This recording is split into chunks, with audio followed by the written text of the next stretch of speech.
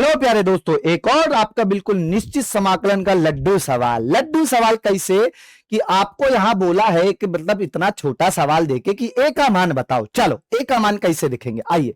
आप सबसे पहले ये जानो कि हम लोगों ने ये पढ़ा है कि ई की पावर एक्स का जो समाकलन होता है वो ई की पावर एक्स ही होगा और दहेज में सी होगा। लेकिन वहां पर निश्चित समाकलन की बात हो रहा है तो दहेज का माल तो लगेगा ही नहीं। चलो, तो आप यहां से कहोगे भैया दो को बाहर फेंको। आपने बोला जी ठीक है, ई की पावर 2x का आप कहेंगे भैया ई की पावर 2x होगा, लेकिन x का गुणांक कितना है बच्चे, 2। तो 2 से भाग भी तो दोगे।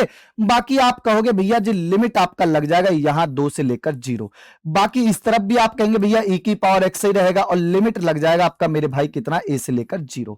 अब आप समझ गए कि 2 से 2 तो चटका दो, कितना बचेगा, ई की पावर 2x बचेगा। लिमिट आपकी कितनी रहेगी, आप कहोगे जी 2 और ये 0 बराबर में कितना, आप कहेंगे भैया ई की पावर a होगा माइनस के ई की पावर 0। हमने लिमिट रख दी, ठीक है।